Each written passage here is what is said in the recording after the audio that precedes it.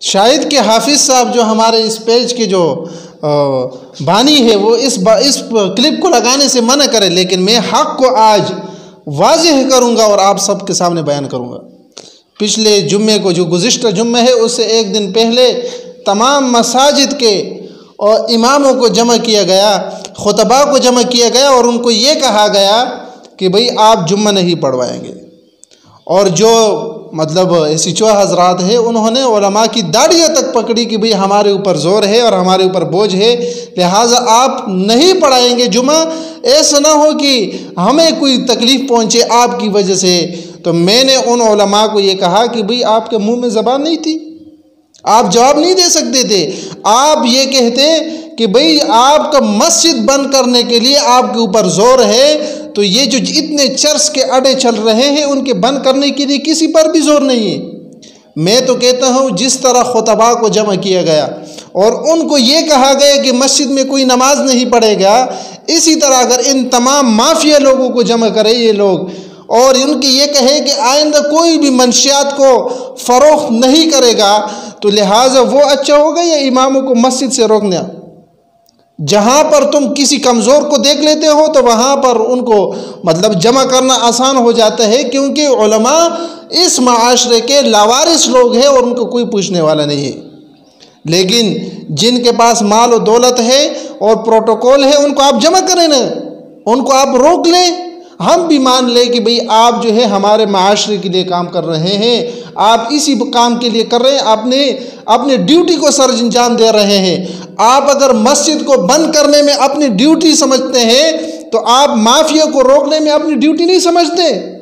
روک لینا، تمام مافیا کو بلائیں، ان کو بٹھائیں اور ان کو یہ کہیں کہ بھئی آئندہ اگر کسی ایک نے بھی منشیات فروخت کیا تو اس کے اوپر یہ ہوگا، تو میرے خیال سے انشاءاللہ کوئی بھی منشیات فروش نہیں ہوگا۔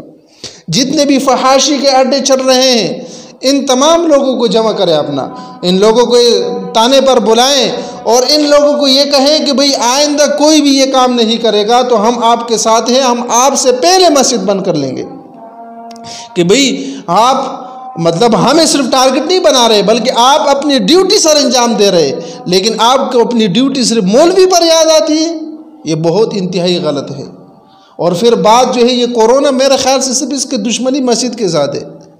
کسی اور یہاں جہاں راشن تقسیم ہوتے ہیں تو 500 لوگوں کا لائن لگا ہوا ہے، اور اس دن جو ہے ایک عورت بھی مری رش کی وجہ سے، وہاں پر کسی کو مطلب کورونا یاد نہیں ہے۔ احساس پروگرام کے نام سے لوگوں کو جو ورغلایا جا رہا ہے وہی بے نظیر کے پیسے اٹھا کر دیے جا رہے ہیں،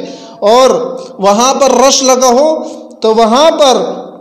کسی کے اوپر کورونا نہیں لگتا ہے۔ لیکن یہ مسجد ہے ایک جہاں کورونا جو ہے وہ بس دروازے میں کڑا ہے کہ 5 نمازیوں سے اوپر ہوں گے تو بس کورونا جو ہے لگنا ہے۔ تو لہٰذا خدا کے لیے ہمیں بیوقوف نہ بناؤ اور خدا کے لیے علماء کو اور تنگ نہ کرو، اور پھر ان کی ایسے پاگلوں کی طرح باتیں، بیوقوفی کی طرح باتیں کہ بھئی امام کو کہا آپ لوگوں کو نماز سے روک لے۔ بھئی امام کس طرح کسی کو کہہ سکتے ہیں آپ نماز میں پڑھیں؟ امام تو خود بیچارہ مسجد کا نوکر ہے، اگر کسی خان کو کہے، کسی وڈیرے کو کہے کہ نماز کے لیے نہیں آؤ، کہ نکلو، تو پھر وہ بیچارہ جو ہے اپنے بچوں کے لیے جو تھوڑا بہت کما رہے ہیں اس سے بھی نکل جائے گا۔ تو امام کس طرح لوگوں کو روک سکتے ہیں؟ لہٰذا اماموں کو تنگ نہ کرے۔ پولیس بھی ہمارے ادارے ہیں، کچھ برے لوگوں کی وجہ سے تمام ادارے بدنام نہیں ہوتے، لیکن میرے اور تمام علماء کی اور ہم سب کی تمام اداروں سے یہ درخواست ہے کہ علماء کو تنگ نہ کیا جائے، خواہ علماء پر بہتانات نہ باندھے جائے، خواہ علماء کو مساجد سے نہ اٹھایا جائے۔